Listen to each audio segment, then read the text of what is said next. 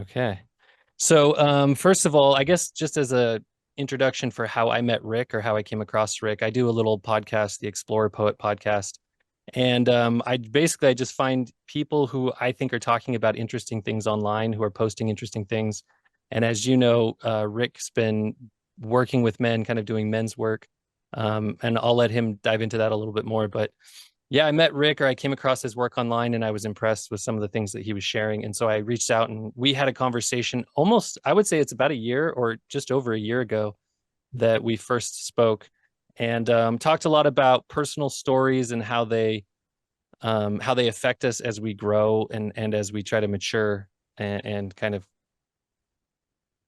the way that stories can capture us. And then we need to kind of circle back around and make sure that we're the ones in control. But for me, for anybody who's listened to my podcast or ever met up with my meetup groups, we just I love talking about stories.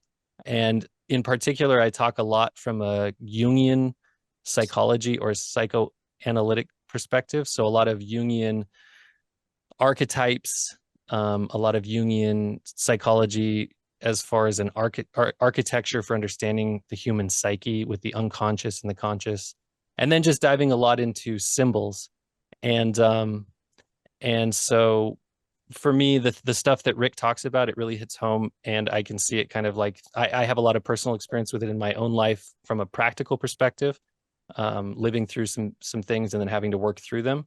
But also, I'm also just fascinated by the story side of it and kind of the internal kind of psyche side of it and how we go through these processes of realizing the stories that we've told ourselves and then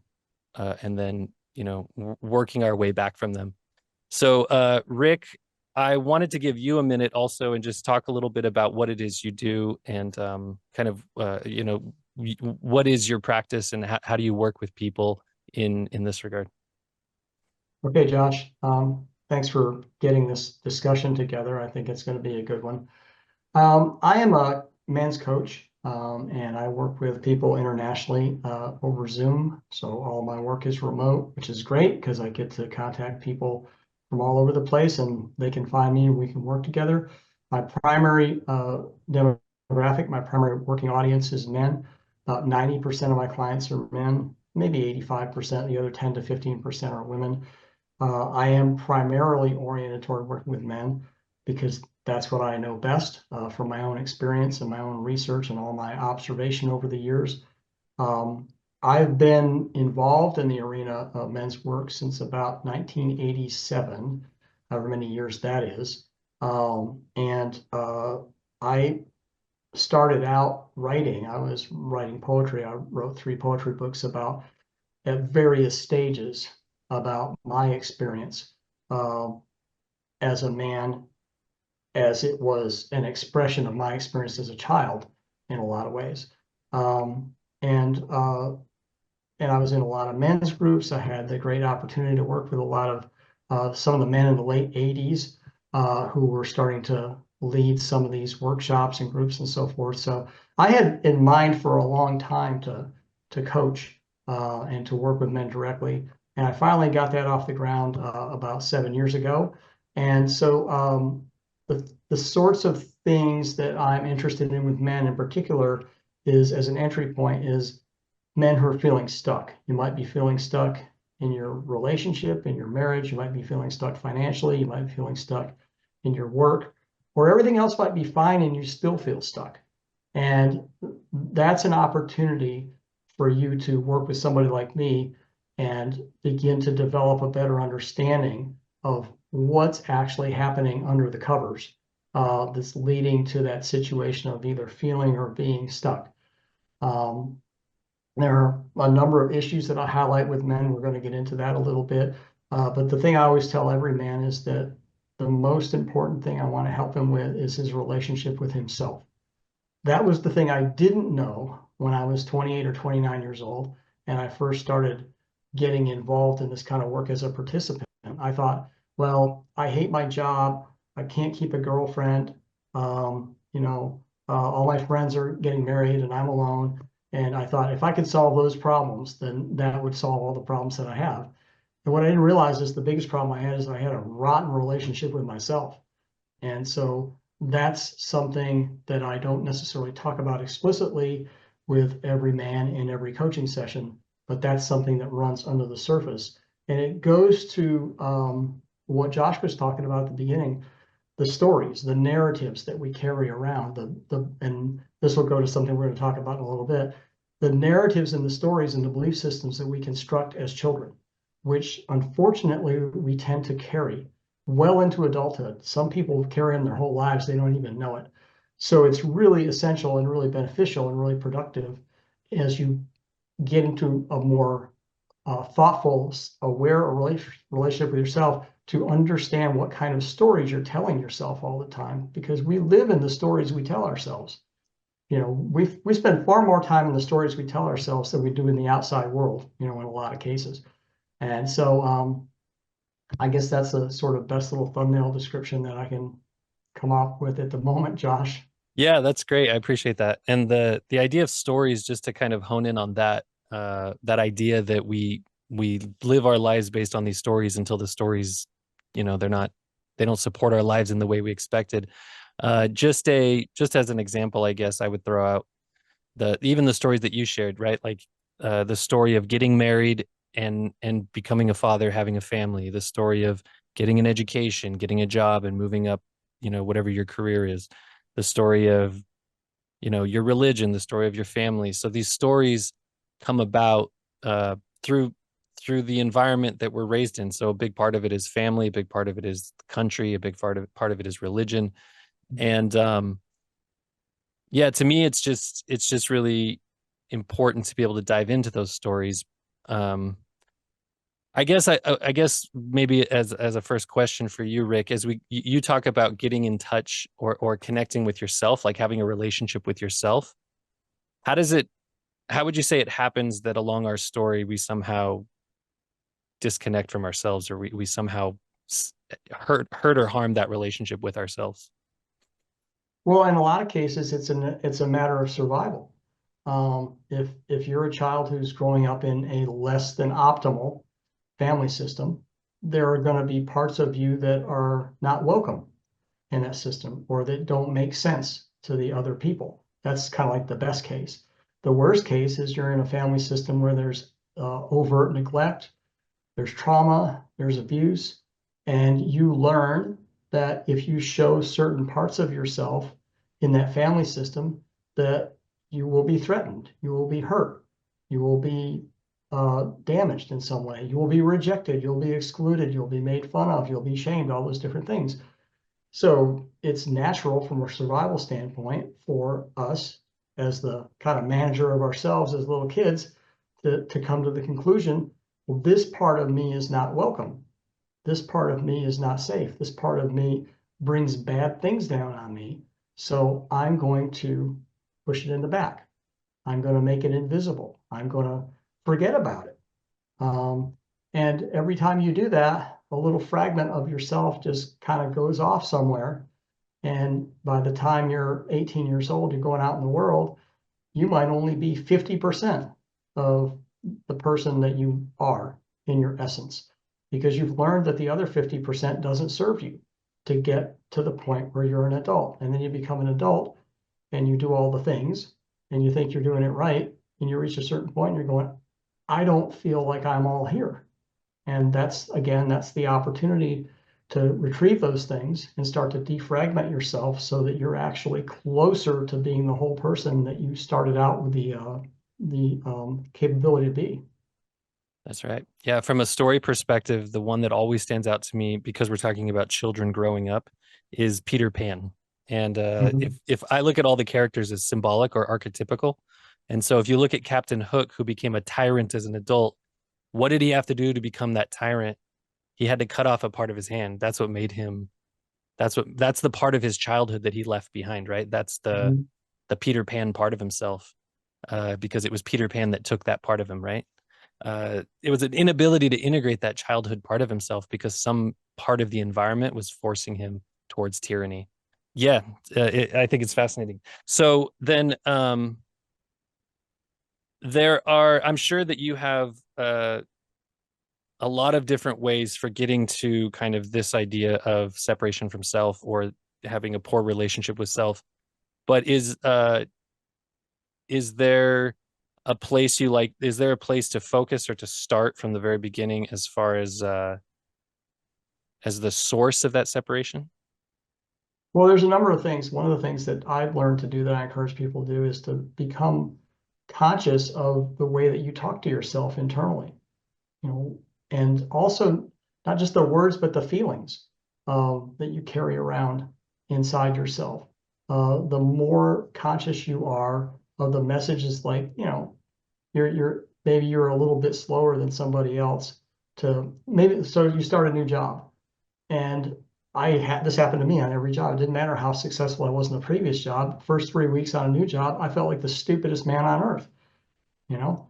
And like that wasn't true. I just needed some time to get started and to learn the environment and do a little learning curve and all that kind of stuff. But because of the sort of experiences I had as a child, where I was told I was stupid, or you'll never learn, or you'll never get it, or someone would walk away from me because I wasn't learning fast enough, that sort of messaging and those feelings of just those horrible feelings of I'm stupid, I'm ashamed of myself, I'm going to get fired. So that's the first step. And then the next step is to start to trace it back and go, okay, where did that start? Right? Who told me that? How old is the part of me that feels like that right now? That's one of the best ways that I know to help people to start to get in touch with these things, is to ask yourself, when you're feeling dysregulated, or when you're feeling shamed, or when you're feeling angry, or when you're feeling humiliated, or you're feeling you can't do it, like how old of a person are you right now? Because if it's anything less than 5 or 10 years of your current age, then that tells me there's a part of you that needs attention. And that goes back to what we were talking about earlier. There's a part of you that basically withdrew for safety reasons. And now you've put yourself in a situation where that part feels like he's being exposed. Yeah, that makes a lot of sense. The one thing, well, maybe I'll just ask it directly so that you can just go into it. But when you and I have talked in the past, we've talked about different parts, like different ages at which we had these experiences that kind of held us at that age, or maybe there's a part of us that's still that age inside of us. From a Jungian perspective, we think about it as uh, the process of growing up, the sublimation of the ego, or sorry, of the libido in away from the mother into the real world. And if it's ever stopped, if that sublimation doesn't effectively happen, where the energy focuses from survival here to survival here, then you have what's called a complex. And Mhm. so for in our conversations in the past, you've talked about how that complex can actually take place at different ages. And I just maybe just turn it over to you, Rick, to talk a little bit about how sometimes we get stuck at a certain age, but sometimes we don't realize that there actually could be various ages in there. Right. So there's a gentleman named John Sarno once said, the reason childhood things matter is because the unconscious has no sense of time. So when people talk about inner child work, they tend to think about maybe a toddler, or maybe a 5-year-old or a 6-year-old or something like that. My experience with myself, my experience working with other people, is that there are multiple stages during our childhood up through our teens where things happen in our lives that do that fragmentation process, that split part of us off. Most of the time when I work with people, there are two ages that come up commonly. One is kind of like 5 to 6, and that tends to be the easiest one to work with. The other one is anywhere from 12 or 13 up through 15 or so. That's the tough guy. That's the one that's hard to get to. That's the one where a lot of men feel shame. That's the one where a lot of men started not liking themselves. And so I think it has a lot to do, particularly in that case. I mean, that threshold, crossing that threshold from childhood to adulthood takes several years. And it's really weird, and it's really stressful. And unfortunately, a lot of the time, the the individual does not have good guidance or a good support system to do it. So they're just trying to do it on their own. So I made a lot of decisions about myself and about the world and my place in the world and people and all sorts of things when I was about 14 or 15 years old. Boy, is it hard for me to get myself off those things because they were made under duress. And also because that was the first time in my life that I felt like I was actually a distinct individual. Um, and I'm a little bit committed, you know, to that time in my life and the person I was then, because that was the first time I felt like, hey, I actually exist outside this family. I actually could have my own thoughts and feelings. So I think some of it is age related, and I think some of it is related to, for example, if a little boy is 8 years old and his parents get divorced, and it's a really like horrible situation, even if it's not, that can be enough. That can be more than sufficient trauma for an 8-year-old boy to basically split part of himself off and just hold on to the parts that help him the most to get through it. Yeah, if he doesn't have the everybody's going to have difficult experiences, but if a little boy of that age doesn't have the right kind of balanced, healthy environment around him that allows him to process his emotions, he's going to that emotion, that unprocessed emotion is going to be that thing that splits him the way that you're saying. Yeah, and that's what, if you're familiar with a guy named Tim Fletcher, who does a lot of work with complex trauma, that's his definition of trauma is unprocessed pain, unprocessed wounding. If you get, as you said, like everybody's got stuff to deal with. If you're in a family system or a social system or whatever as a child, and you have a painful experience, and you have the support and the knowledgeable, caring people around you, even if it's just one person, to help you work through it and make sense of it, that doesn't have to turn into trauma. But if you have the same experience and you have to try to deal with it on your own as an 8-year-old or a 7-year-old or a 13-year-old, you're probably going to have some trauma because trauma is the unprocessed, unhealed pain and damage that is a normal part of life that doesn't get resolved. Yeah, I guess trauma, that unresolved trauma is the wound that you carry forward. It's the wound that it's where the work lies. You need to go back and fix it. So kind of circling all the way back to the beginning I want to say story. one other thing, Oh Josh. yeah, Sorry, yeah, yeah, one go other ahead. thing. It just occurred to me, like the other thing about that unprocessed trauma is like that's where the undiscovered parts of you live. So it's not just a painful, awful thing that you have to deal with. It's like it's an opportunity for you to actually retrieve that part that got frozen or hidden or submerged during that experience, whatever it was. Right. Yeah. In Jungian psychology, we would say that those are the things that have been repressed to the shadow or hidden in the Hmm. shadow. Yeah. Just another way of saying that it's a part of us that is we're unable to see it, feel it. It's just distant from us because another part of us is actively hiding it from us, which is the survival mechanism. Um, okay, so the story, we have these personal stories. We develop this sense of ourselves, but when we experience that trauma, that's like the wound that we carry forward. And there are a number of these wounds that have been specifically identified. And I know, Rick, you talk a lot about the mother wound, and there's also, obviously the father wound. But it seems like the mother wound is something that you've focused on lately. Do you want to explain to us exactly the way that you think of the mother wound, and then also, what its effects are? So I'm going to do what I always do. I'm going to read my definition because I want to make sure that I'm consistent and because there are all sorts of people out there talking about this issue and they all have their own definitions. So I'm going to share what mine is. A mother wound may be thought of as an injury to the psyche of a child resulting from significant dysfunction or disruption in relationship with the mother. In some cases, it is the result of a mother's absence or unavailability due to death, adoption, or other circumstances that dramatically separate the child from the mother. But more typically, a mother wound is a complex of injuries to the child's psyche received over many years, often as a result of the mother acting consciously or not out of her own woundedness. One of the most severe kinds of psychic wounding occurs when the child's primary function in the relationship is to be used by the mother to meet her own narcissistic needs.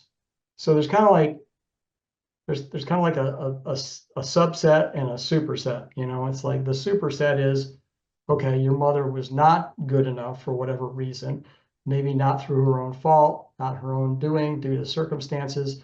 and you didn't get your needs met because there was some sort of severance in the connection between the two of you. It wasn't consistent, or it wasn't sufficient, or she was available for physical needs, not emotional needs, and all that kind of stuff. And then the subset inside it is the narcissistic mother wound, which tends to be more severe, and tends to go deeper and have more elements that need to be investigated and resolved. Do you have more to say about the narcissistic side of it, or like what how I guess how that manifests, or how it differs from the other version?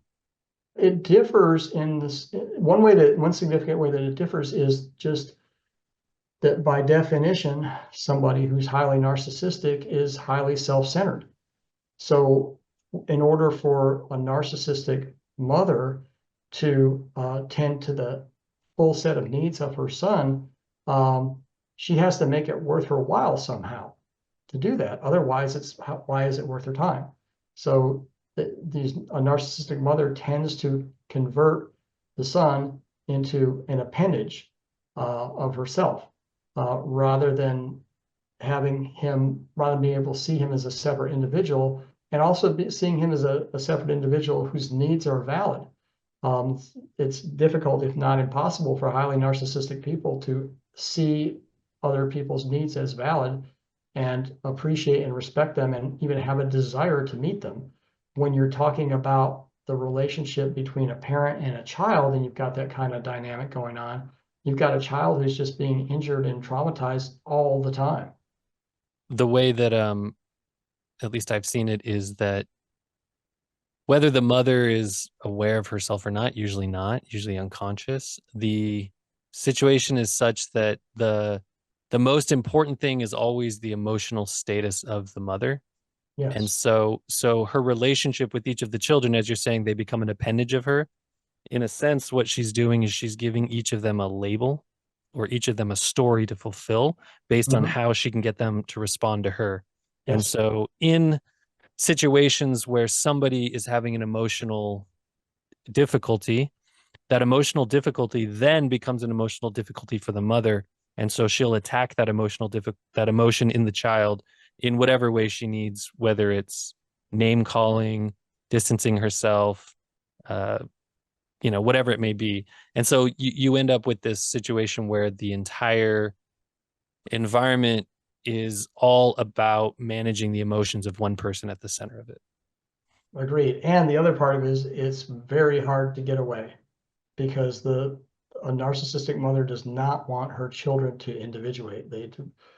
They are supposed to remain enmeshed with her so that they are available to meet her needs. And oftentimes they are expected to just somehow intuit her needs. And in a lot of cases for, the men I work with, as boys, they knew that it was their job to anticipate what their mother's needs were, and to do their best to meet them, because that was the best way to stay out of trouble and get some of their own needs met. In Freudian psychology, Freud likes to say that everybody in our modern day has what's called an Oedipus complex.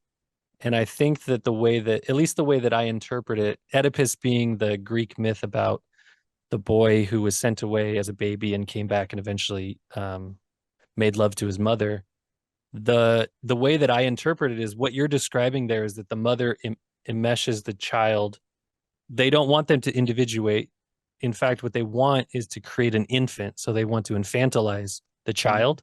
And so the child always has this connection with the mother.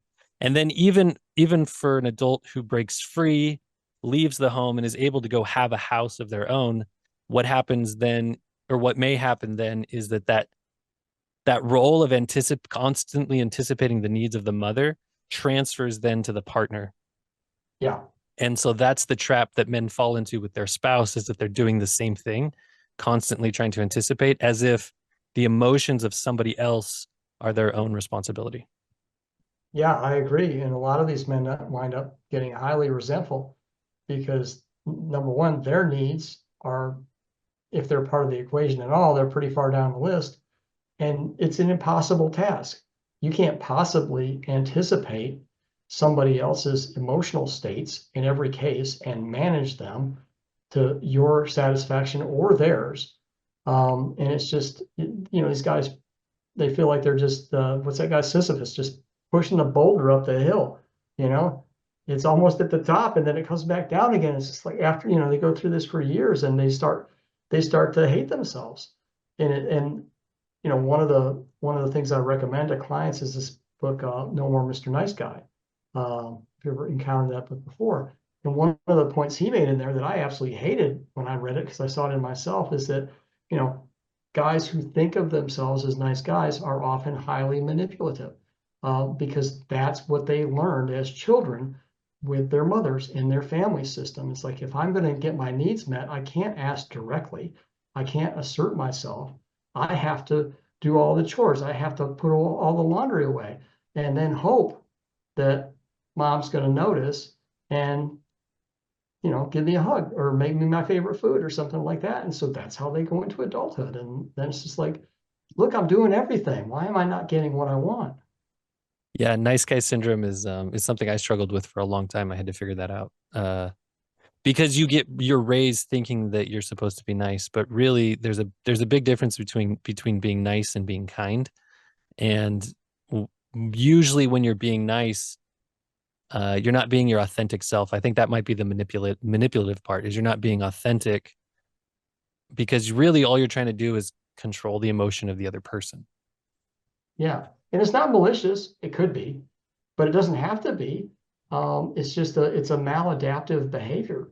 And it goes Right. back to, what's the story behind it? The story behind it is, I'm not allowed to say what I need directly. Because Right. if I do, I'm going to get in trouble. I'll be bullied. I'll be shamed. I'll be laughed at. I'll be rejected. I'll be abandoned. Um, so the right way to do it is to prove my value and then wait for my reward. And usually in that case, you end up waiting forever. That's the Sisyphus situation. Right, right. Right. Right. A Would you? lot of those guys they push that boulder up that hill, 100,000 times. And at a certain point, it does get old. And fortunately, some guys are sharp enough to realize that, like, I'm the one that's deciding to push this boulder up this hill over and over again. No one's making me do this. Why am I doing this? And that's where you start to get into the story of that. What happened before you started pushing the boulder up the hill, right? What put you in that situation and made you believe that that was the only way?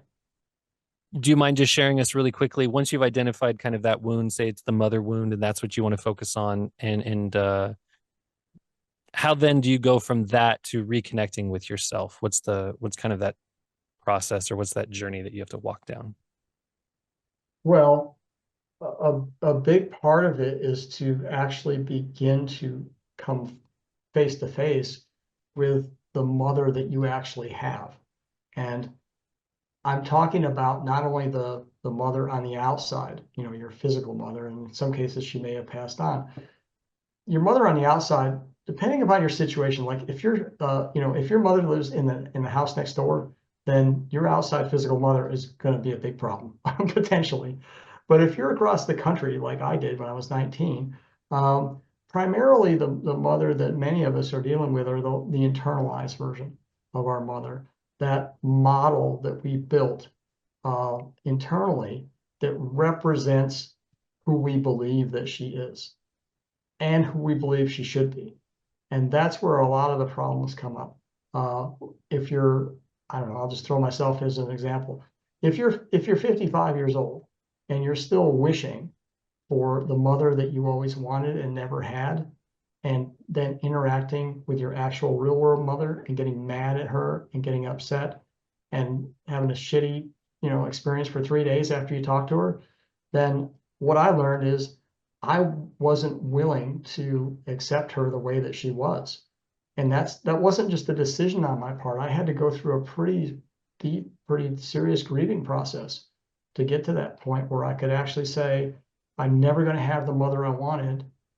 And it didn't just cause me to resist.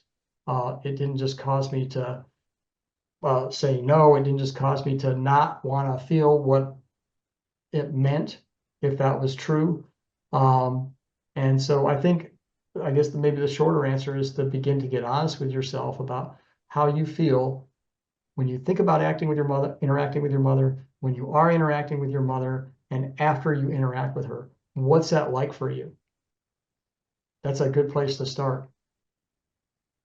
Yeah, when I went through this for myself, when I asked those questions, it all came down to energy for me. And you're saying, how do you feel before and after? And for me, it's like, how long does it take after to recover your energy I to where agree. you're back to where you were? Yep. Yep. I went through the same thing with my father as well, earlier in life. It's just like, wow, man, I'm useless for 3 days. If I spend 1 hour with this guy, I'm useless for 3 freaking days. Yep. It's like, that's a very high cost that I don't think I want to pay anymore. So once you figure out the story, it's really it's like reframing everything from the story to reality, just accepting the way things are. And it whether it sounds easy or difficult, it's not something that happens overnight, and then it's like a gradual process over Mhm. time. Yeah, agreed. Yeah, I had to do quite a bit of work over several years to even get to the point where I could understand and accept that my mother was narcissistic. I was just like, it just can't be true. It can't be true. And one of the reasons I thought it couldn't be true is because she was always telling me how good she was. And I believed her. That was the story, right? The story that I thought was my set of beliefs about her was actually the story that she repeatedly conditioned into me, Right. which was at odds with her behavior, which caused a lot of cognitive dissonance, which caused me a lot of distress. She wasn't behaving like the person she told me she was. Right. And even when she wasn't behaving like the person she told me she was telling me what kind of person she was, which was completely out of sync with what she was doing. One way that I think about this whole conversation of like of realizing the source of your dissociation from self and then working back to it is, I mean, for one thing, just uh in the world we live in, it's a lot of the narrative is that men aren't supposed to have emotions, that men are supposed to bottle them up, that they're supposed to be tough, that they're supposed to be able to move on. And so there's a lot of reason I think that men avoid this topic in general. But to take it from a completely other perspective, we as humans, I mean, we're part of the mammalian kingdom. We're mammals, right? And what's unique about mammals is that there's no mammal born that does not need its mother at some period for some period to keep it alive. So from the very beginning, the mother is literally an extension of self, and the mother and the father or the family as a unit is the environment in which we live in. And so if your mother is saying she's so great, but then she doesn't act great, and then there's a dissonance, what ends up happening inside the child is you start to feel unsafe. You start to feel as if something in the environment is dangerous. Mhm. And from a child's perspective, I don't think any of this happens on a conscious level. This is all going on unconsciously. But from a Right. child's perspective, it's much less scary to blame themselves for the situation being bad than to blame their parents or their family for the situation being bad. Because if their parents or their family are dangerous, then they are inherently in an unsafe situation. And no Yes. child cognitively wants to deal with that or is able to deal with it. And so the fault always gets turned inward, and the child always wonders, what's wrong with me? Why am I unlovable? And that's like the deep kind of mother wound or father wound story, I think, that like has to get worked out. Is And what you're saying is you have to get to the point where you acknowledge that, oh, this isn't me, this is the story and reality not matching up. Right. Right. And as a child, a couple of things. One is if you take the responsibility for your inadequate family system, inadequate parents as a child, at least that way you feel like, well, maybe there's something I can do about this, right? It saves you from the ultimate sort of distress is feeling powerless and unsafe at the same time. It's like, well, I feel unsafe, but maybe there's something I can do about this. And so it does and again, we're back to like, where do these stories come from? Where do these beliefs come from? You know, a lot of this is, it's survival strategies. Where children are actually quite ingenious, that they can sort of like get through this stuff and create these narratives and, you know, a whole belief system that enables them to survive in situations where maybe they shouldn't, because they're not getting their needs met, and yet they get through it somehow. And they're just these like ingenious little heroes.